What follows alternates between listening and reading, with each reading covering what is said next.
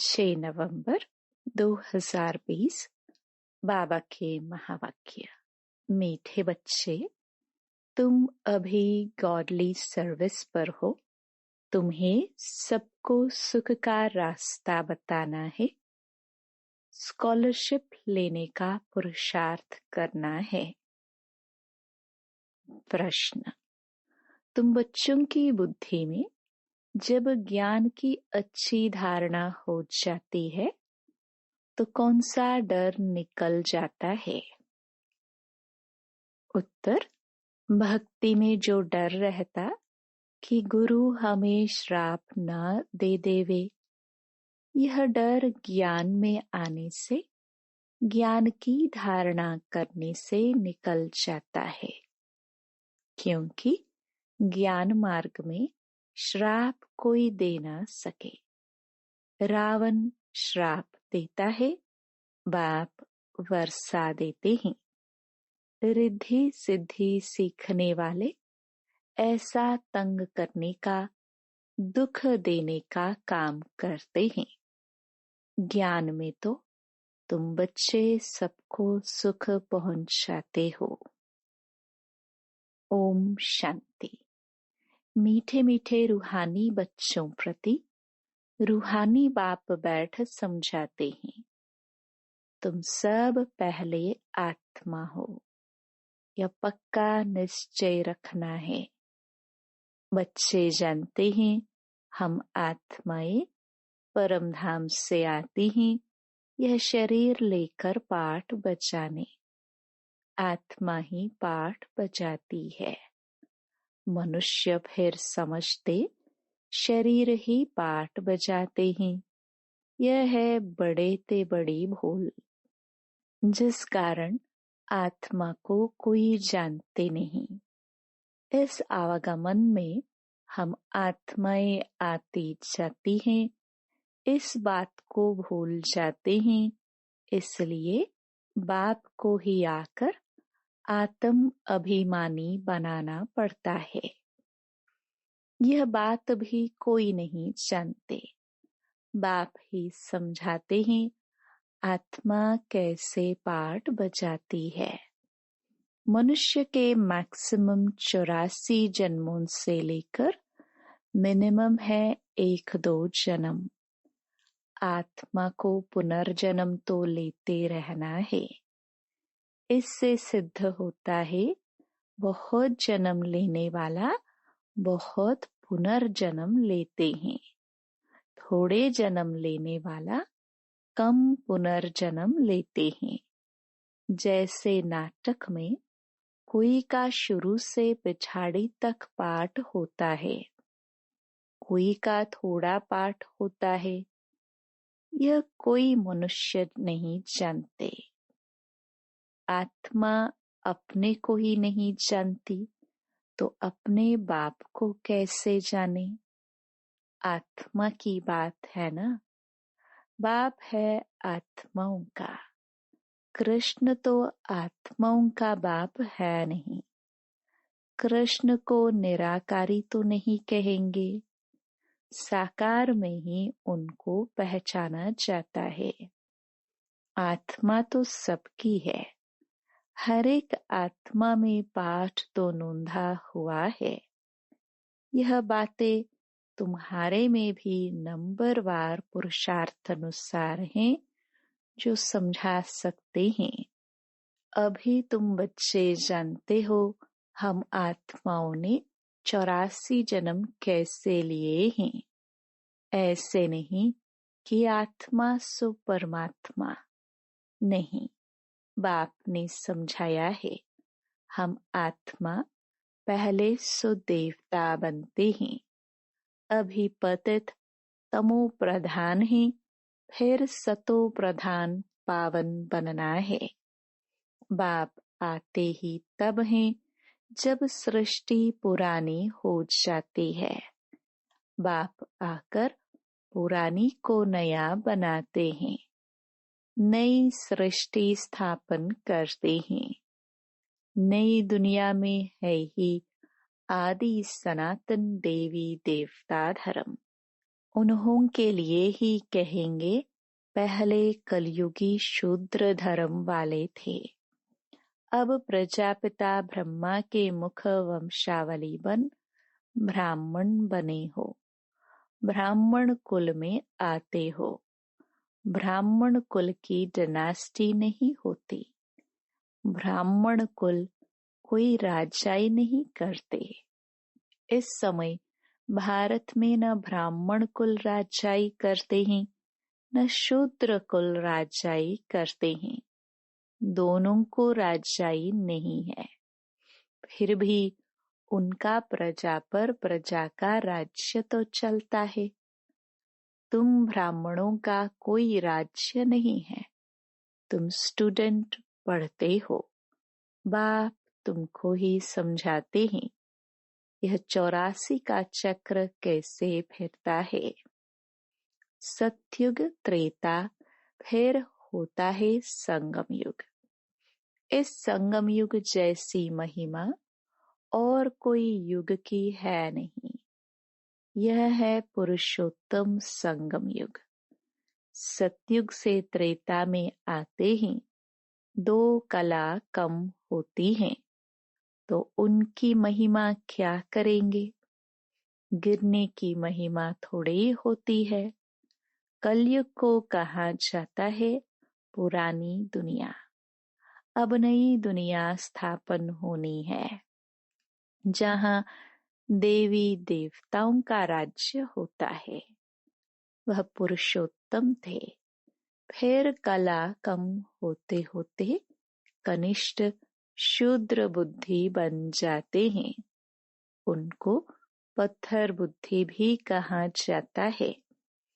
ऐसे पत्थर बुद्धि बन जाते हैं जो जिनकी पूजा करते हैं उनकी जीवन कहानी को भी नहीं जानते। बच्चे बाप का जीवन न जाने तो वर्षा कैसे मिले। अभी तुम बच्चे बाप के जीवन को जानते हो, उनसे तुमको वर्षा मिल रहा है। बेहद के बाप को याद करते हो। तुम माता पिता कहते हो तो जरूर बाप आया होगा, तब तो सुख गनेरे दिए होंगे ना।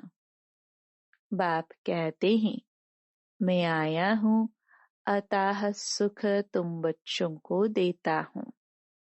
बच्चों की बुद्धि में यह नॉलेज अच्छी रीति रहनी चाहिए। इसलिए तुम स्वदर्शन चक्रधारी बनते हो। तुमको अब ज्ञान का तीसरा नेत्र मिला है। तुम जानते हो हम सो देवता बनते हैं, अब शूद्र से ब्राह्मण बने हैं। कलयुगी ब्राह्मण भी है तो सही ना। वो ब्राह्मण लोग जानते नहीं कि हमारा धर्म अथवा कुल कब स्थापन हुआ, क्योंकि वह है ही कलयुगी। तुम अभी डायरेक्ट प्रजापिता ब्रह्मा की संतान बने हो और सबसे ऊंच कोटि के हो। बाप बैठ तुम्हारी पढ़ाई की सर्विस, संभालने की सर्विस और श्रृंगारने की सर्विस करते हैं। तुम भी हो on godly service only. God father भी कहते हैं हम आए हैं सब बच्चों की सर्विस में। बच्चों को सुख का रास्ता बताना है। बाप कहते हैं अब घर चलो। मनुष्य भक्ति भी करते हैं मुक्ति के लिए। जरूर जीवन में बंधन है, बाप आकर इन दुखों से छुड़ाते हैं। तुम बच्चे जानते हो त्राही त्राही करेंगे। हाहाकार के बाद जय जयकार होनी है।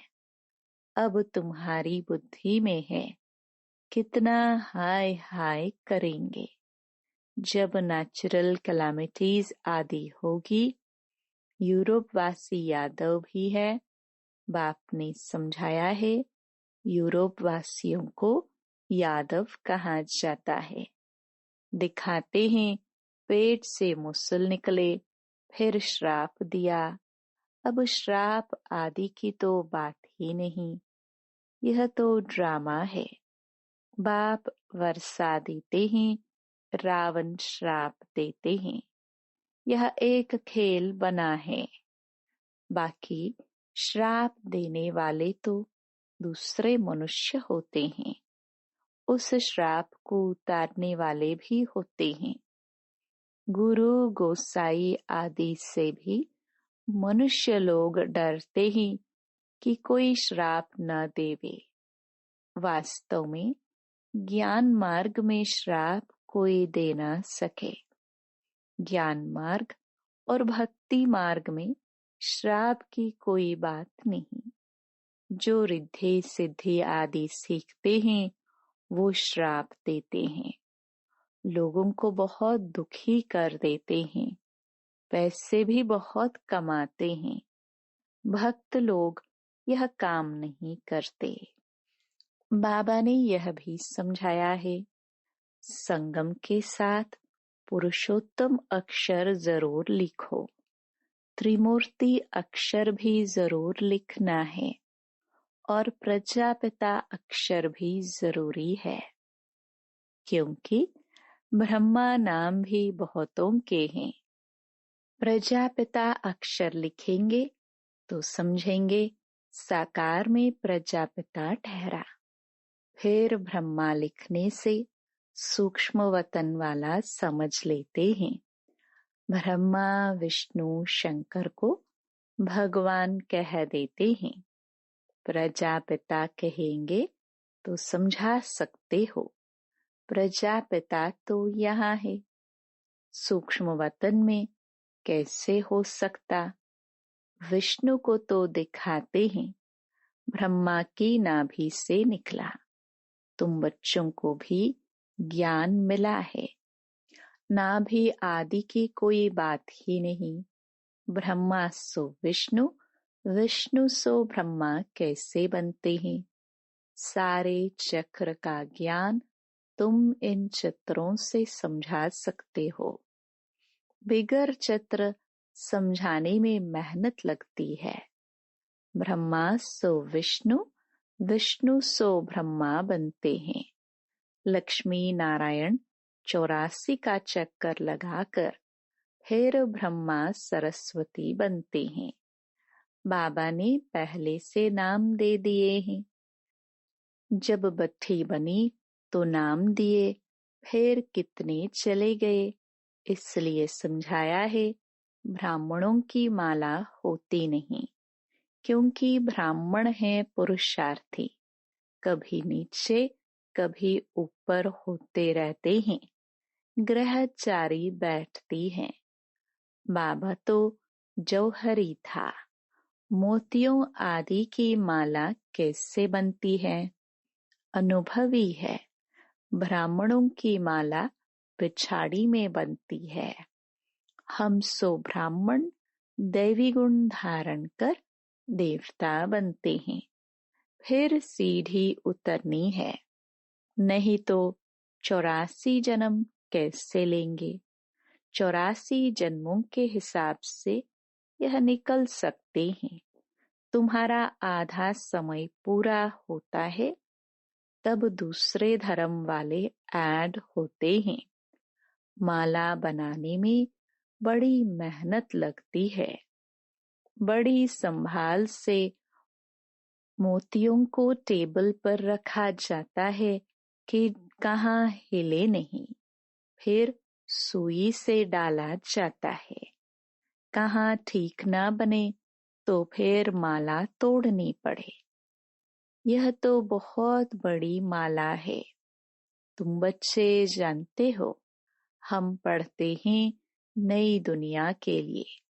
बाबा ने समझाया है कि स्लोगन बनाओ, हम शूद्र सो ब्राह्मण, ब्राह्मण सो देवता कैसे बनते हैं, आकर समझो।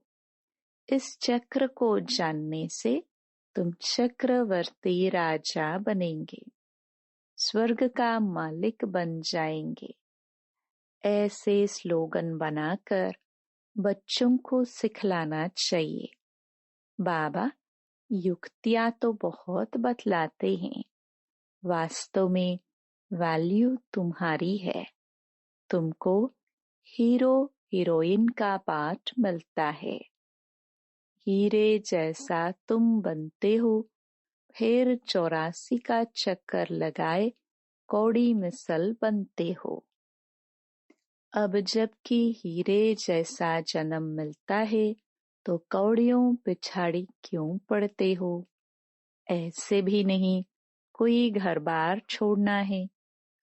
बाबा तो कहते हैं गृहस्थ व्यवहार में रहते कमल फूल समान पवित्र रहो और सृष्टि चक्र की नॉलेज को जानकर दैवी गुण भी धारण करो तो तुम हीरे जैसा बन जाएंगे। बरोबर भारत 5000 वर्ष पहले हीरे जैसा था। यह है एम ऑब्जेक्ट। इस चित्र को लक्ष्मी नारायण के बहुत महत्व देना है। तुम बच्चों को बहुत सर्विस करनी है प्रदर्शनी म्यूजियम में। विहंग मार्ग की सर्विस बेकर तुम प्रजा कैसे बनाएंगे? भल इस ज्ञान को सुनते भी हैं, परंतु ऊंच पद कोई बिरले पाते हैं। उनके लिए ही कहा जाता है कोटों में कोई। स्कॉलरशिप भी कोई लेते हैं ना। 40-50 बच्चे स्कूल में होते हैं, उनसे कोई एक स्कॉलरशिप लेता है। कोई थोड़ा प्लस में आ जाता है तो उनको भी देते हैं।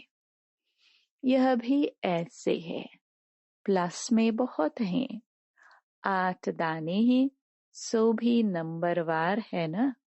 वह पहले पहले राज गद्दी पर बैठेंगे, फिर कला कम होती जाएगी। लक्ष्मी नारायण का चित्र है नंबर 1। उनकी भी डायनास्टी चलती है, परंतु चित्र लक्ष्मी नारायण का ही दिया हुआ है। यहाँ तुम जानते हो चित्र तो बदलते जाते हैं। चित्र देने से क्या फायदा? नाम रूप देश काल सब बदल जाता है। मीठे मीठे रूहानी बच्चों को रूहानी बाप बैठ समझाते हैं। कल्प पहले भी बाप ने समझाया था। ऐसे नहीं कृष्ण ने गोप गोपियों को सुनाया। कृष्ण के गोप गोपियां होते नहीं, न उनको ज्ञान सिखाया जाता है। वह तो है सत्युग का प्रिंस। वहाँ कैसे राजयोग सिखाएंगे? वह पतित को पावन बनाएंगे। अब तुम अपने बाप को याद करो। बाप फिर टीचर भी है। टीचर को स्टूडेंट कभी भूल न सके, बाप को बच्चे भूल न सके, गुरु को भी भूल न सके। बाप तो जन्म से ही होता है, टीचर 5 वर्ष बाद मिलता है, फिर गुरु वानप्रस्थ में मिलता है। जन्म से ही गुरु करने का तो कोई फायदा नहीं है। गुरु की गोद लेकर फिर दूसरे दिन मर जाते हैं। फिर गुरु क्या करते हैं? गाते भी हैं सतगुरु बिगर गति नहीं। सतगुरु को छोड़ वह फिर गुरु कह देते। गुरु तो ढेर हैं। बाप कहते हैं बच्चे, तुम्हें कोई देहधारी गुरु आदि करने की दरकार नहीं है। तुम्हें किसी से भी कुछ मांगना नहीं है। कहाँ भी जाता है मांगने से मरना भला। सबको चिंता रहती है हम कैसे अपने पैसे ट्रांसफर करें। दूसरे जन्म के लिए वह ईश्वर अर्थ दान पुण्य करते हैं तो उसका रिटर्न इसी पुरानी सृष्टि में अल्पकाल के लिए मिलता है। यहाँ तुम्हारा ट्रांसफर होता है नई दुनिया में और 21 जन्मों के लिए। तन मन धन प्रभु के आगे अर्पण करना है। सो तो जब आए तब अर्पण करेंगे ना। प्रभु को कोई जानते ही नहीं तो गुरु को पकड़ लेते हैं। धन आदि गुरु के आगे अर्पण कर देते हैं। वारिस नहीं होता है तो सब गुरु को देते हैं। आजकल कायदे अनुसार ईश्वर अर्थ भी कोई देते नहीं है। बाप समझाते हैं मैं गरीब निवास हूँ इसलिए मैं आता ही भारत में हूँ। तुमको आकर विश्व का मालिक बनाता हूँ। डायरेक्ट और इनडायरेक्ट में कितना फर्क है वह जानते कुछ भी नहीं। सिर्फ कह देते हैं हम ईश्वर अर्पण करते हैं। है सब बेसमझी। तुम बच्चों को अब समझ मिलती है तो तुम बेसमझ से समझदार बने हो। बुद्धि में ज्ञान है। बाप तो कमाल करते हैं।